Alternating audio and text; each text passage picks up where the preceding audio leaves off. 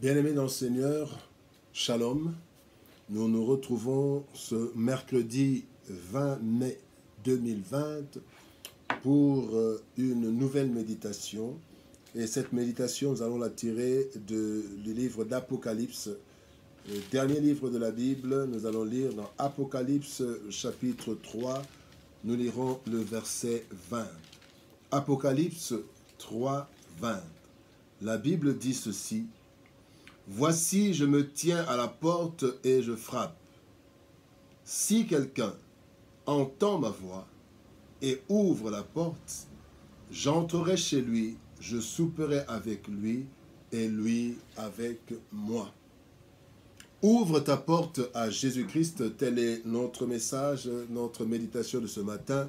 Ouvre ta porte à Jésus-Christ. Bien-aimé, ce texte d'Apocalypse, chapitre 3, verset 20, cette lettre est écrite à l'église de Laodicée. Nous sommes dans l'étape où il y a 7 lettres qui sont envoyées à cette église. Et cette église représente aussi 7 types de personnes ou 7 personnes, des personnes dans différents cas dans le monde. Et différents cas, différentes situations, et cela peut représenter une église, peut représenter une nation, mais ici nous voulons parler de ces églises qui représentent des cœurs, qui représentent des personnes. Et Laodicée, c'était une église sans position. La Bible dit: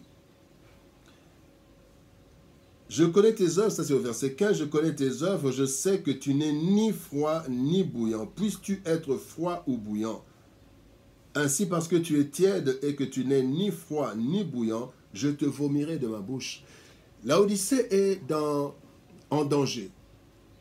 Ce danger d'être rejeté parce que n'étant ni froid ni chaud.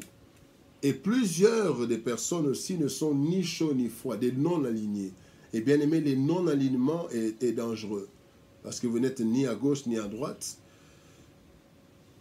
Et bon, au centre, ce n'est pas toujours ça. La neutralité est parfois dangereuse. Et surtout dans la vie chrétienne, on n'est pas neutre. Ou bien nous sommes chauds avec Jésus, ou bien alors nous sommes froids et le Seigneur peut nous récupérer pour que nous puissions être chauds. Alors ici, nous voyons, Jésus est en train de dire: je me tiens à la porte et je frappe. Si quelqu'un entend ma voix et ouvre la porte, j'entrerai chez lui et je souperai avec lui, et lui avec moi. Il y a plusieurs étapes que nous voulons voir ce matin. La première étape, c'est que Jésus-Christ dit: voici, je me tiens à la porte. La disponibilité de Dieu. Bien-aimé, Dieu est toujours disponible. Parfois nous prions: Seigneur, où es-tu? Tu m'abandonnes. Dieu est toujours disponible. D'ailleurs, il est omniprésent. Il remplit l'univers. Donc Dieu est toujours disponible, bien-aimé. La Bible dit dans Proverbes chapitre 8, verset 17, la partie B dit: ceux qui me cherchent me trouvent. Donc quand on ne trouve pas Dieu, c'est qu'on ne cherche pas. Dieu est disponible. Il n'y a pas plus disponible que Dieu. Dieu est disponible. Il y a des présidents qui ne sont pas disponibles. Il y a même des pasteurs qui ne sont pas disponibles par rapport à leurs bergers, à leurs brebis, aux fidèles de leurs églises. Il y a des parents qui ne sont pas disponibles, toujours partis. Il y a des mères qui ne sont pas disponibles parce que toujours dans les affaires. Mais Dieu est disponible. Et Dieu dit: il se tient à la porte. Alors, deuxième chose, non seulement il se tient à la porte, mais il frappe. Bien aimé, non seulement Dieu est disponible, mais Dieu nous appelle chaque jour. Dieu nous lance des appels de différentes façons. Quand vous lisez dans Luc chapitre 16, la Bible nous parle du riche et du pauvre Lazare. Le riche se retrouve en enfer et Lazare se retrouve au paradis. Et le riche demande à Abraham, demande à Lazare de descendre sur la terre et de pouvoir dire à mes frères, j'ai 5 frères, qu'on les prévienne afin qu'ils ne viennent pas là où je suis. Le verset 29, la Bible dit: Abraham répondit: ils ont Moïse et les prophètes, qu'ils écoutent. Luc chapitre 16, verset 29. Bien-aimé, Dieu parle. Dieu vous parle maintenant. Et Dieu parle de différentes façons. Dieu utilise plusieurs façons, plusieurs choses pour nous parler. voici, je me tiens à la porte et je frappe. Laodicée était distrait. Et il dit, la troisième chose, il dit, si quelqu'un entend ma voix. Le grand problème, c'est la distraction du monde. Laodicée, bien-aimé, la Bible dit, au verset 17, parce que tu dis, je suis riche, je suis enrichi et je n'ai besoin de personne. Et parce que tu ne sais pas que tu es malheureux, misérable, pauvre, aveugle. Et donc, Laodicée dit, je suis riche, je me suis enrichi. L'abondance. Bien aimé, parfois on est rempli de soi. L'orgueil nous ferme les oreilles. Et cela, ce n'est pas seulement la richesse matérielle. D'autres peuvent croire aussi, ils sont riches spirituellement. Quand vous lisez Matthieu chapitre 5, bien aimé, le verset 3 nous dit quoi? Le verset 3 nous dit commence les béatitudes. Et le verset 3 commence les béatitudes, commence par heureux ceux qui sont pauvres en esprit. C'est pas pauvre, mais pauvre en esprit. Donc même si tu te rends compte que tu n'es rien, que tu as encore besoin, tu as besoin de Dieu. Nous sommes pauvres en esprit. Mais là, Laodicée se dit, je suis riche, je me suis enrichi. Christ dit, si quelqu'un entend ma voix. Pourquoi nous n'entendons pas la voix du Seigneur? Nous sommes distraits. Soit par nos biens, soit par l'ambiance, distrait par le sexe, distrait par la boisson, distrait par la politique, distrait par le sport, distrait. Bien-aimés, même si nous avons certaines choses, mais nous devons toujours savoir que Dieu nous parle tantôt d'une façon ou d'une autre, comme dit Job. Mais est-ce que nous entendons? Et il dit, si quelqu'un, cela veut dire que Dieu parle à tout le monde. Dieu a tant aimé le monde qu'il a envoyé son Fils unique afin que quiconque croit, si quelqu'un croit, quiconque, tout le monde. Et bien aimé, Jésus-Christ dit, si quelqu'un entend ma voix. Et pour entendre, il faut pas être distrait. Et là, nous voyons que Jésus-Christ nous dit, si quelqu'un entend ma voix,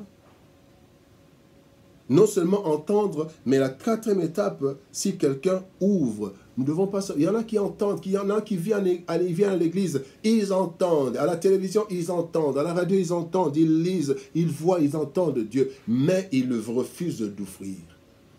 Parfois, c'est la distraction qui fait qu'on n'entende pas. Mais parfois, nous entendons Dieu. Nous entendons Dieu nous parler, mais nous refusons de lui ouvrir les portes. Pourquoi? Parce que nos intérêts prime. Je ne veux pas ouvrir la porte au Seigneur parce que si j'ouvre la porte, il va m'interdire telle chose. Et comme je ne veux pas lâcher cela, je vais continuer. Je me retrouve dans une situation compromettante. Mais si j'accepte, si je lui ouvre, il va me demander d'arrêter telle ou telle chose. Voilà pourquoi plusieurs d'entre nous ne voulons pas donner notre vie à Jésus. Nous ne voulons pas libérer, ouvrir à Jésus toutes nos portes, parce qu'il n'y a pas qu'une seule porte.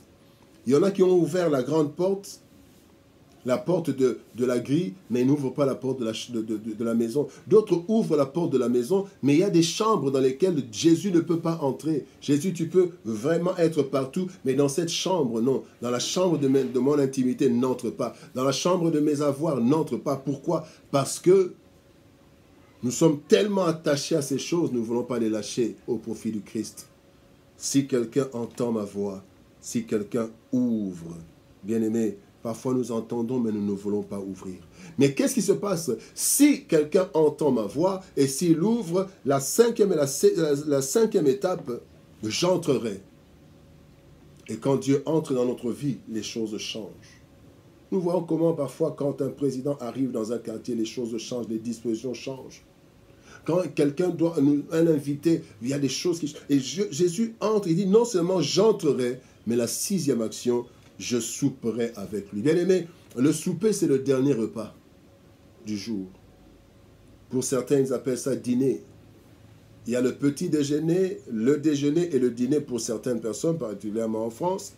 Mais il y a aussi d'autres, comme en Belgique, où c'est le déjeuner, le dîner et le souper. Et le souper, c'est un repas où c'est un repas d'intimité, un repas où, après avoir été à gauche, à droite, c'est le dernier repas. Et généralement, quand une famille n'arrive pas à se rassembler, c'est le soir qu'on se rassemble. On prend le souper ensemble ou bien le dîner. Cela dépend du terme.